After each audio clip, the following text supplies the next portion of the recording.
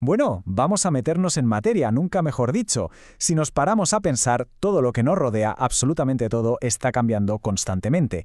Pero lo más curioso es que todos esos cambios, por muy distintos que parezcan, se pueden agrupar en solo dos tipos. Hoy vamos a desgranar cuáles son esas dos grandes transformaciones. Y para empezar a entenderlo, lancemos una pregunta al aire. A primera vista, derretir un cubito de hielo y quemar un tronco de madera parecen procesos de transformación, ¿no? Un sólido se hace líquido y un tronco, bueno, se convierte en humo y cenizas. Pero en el fondo, son como la noche y el día. Y justo en esa diferencia está la clave de todo. Aquí está la primera pista, la gran división. Cuando el hielo se derrite, sigue siendo agua, H2O. Ha cambiado de forma, sí, pero su esencia es la misma. En cambio, cuando la madera arde, deja de ser madera, se convierte en ceniza, en dióxido de carbono, en algo totalmente nuevo. Y esta es la idea con la que nos tenemos que quedar. Empecemos por el primer tipo, que quizá es el más intuitivo, los cambios físicos. A mí me gusta imaginarlo como si redecorásemos una habitación. Movemos los muebles, los ponemos en otro sitio, pero al final los muebles siguen siendo los mismos. La habitación parece distinta, pero la esencia, lo que hay dentro, no ha cambiado. Y aquí tenemos, digamos, la definición del libro.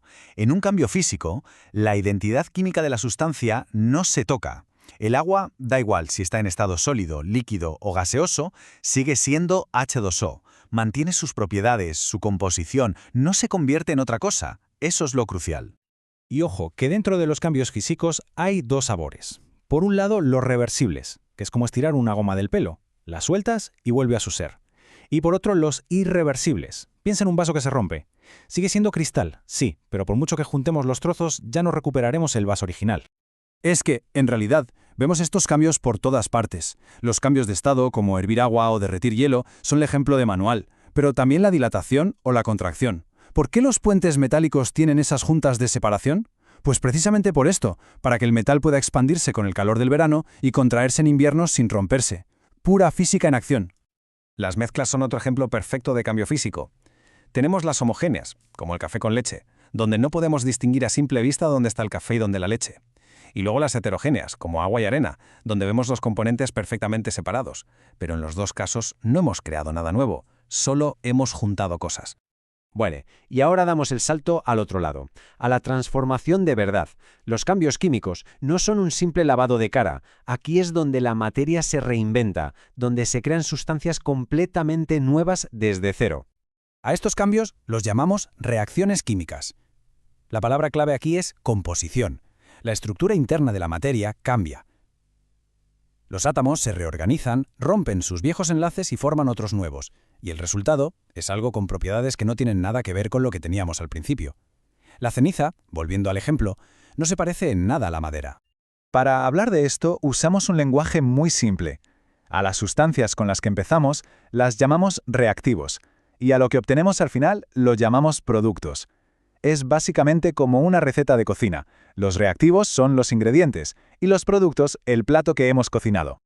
Además, en estas reacciones la energía es fundamental. Algunas necesitan absorber energía, normalmente calor, para que sucedan. Son las endotérmicas. Hornear pan, por ejemplo, necesita el calor del horno. Y otras, al contrario, liberan energía. Son las exotérmicas, como una hoguera, que nos da luz y calor. Pero con todo este baile de átomos y transformaciones, podría parecer que todo es un caos. Pues no. Hay una regla de oro, una ley fundamental que gobierna absolutamente todas las reacciones químicas del universo, sin una sola excepción. Y aquí la tenemos, es la ley de la conservación de la masa de Antoine Lavoisier. Y es una de las ideas más potentes de la ciencia. Lo que nos dice en el fondo es que la materia no se crea ni se destruye, solo se transforma. La cantidad total de cosas que tenemos al principio es exactamente la misma que tenemos al final. Nada desaparece ni aparece de la nada. Es como la contabilidad del universo. Vamos a ponerlo a prueba con algo tan común como el agua. Para crear agua necesitamos dos reactivos, hidrógeno H2 y oxígeno O2. Y el producto que obtenemos es agua, H2O. Parece muy sencillo, ¿verdad? Pues vamos a ver si la ley de Lavoisier se cumple. A ver, un momento. Si nos ponemos a contar los átomos, aquí hay algo que no encaja.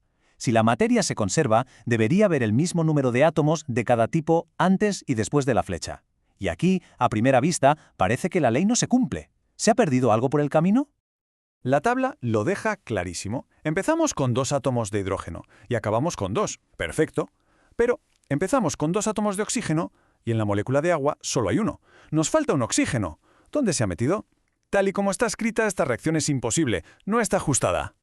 Y aquí está la solución. La naturaleza es mucho más elegante. Para que todo cuadre, la receta real es 2 moléculas de hidrógeno reaccionan con una de oxígeno para dar 2 moléculas de agua. Y ahora sí contemos. 4 hidrógenos y 2 oxígenos al principio, 4 hidrógenos y 2 oxígenos al final. ¡Bingo! La ley se cumple a la perfección. La materia solo se ha reorganizado. Y que nadie piense que esto es solo teoría de laboratorio. Estas reacciones químicas, tan perfectamente equilibradas, están pasando ahora mismo a nuestro alrededor y dentro de nuestro propio cuerpo. Son literalmente el motor que mueve el mundo. Es que están por todas partes.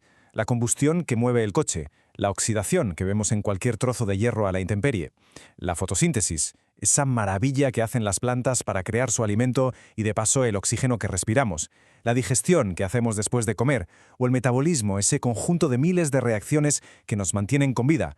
Todo, absolutamente todo, son cambios químicos.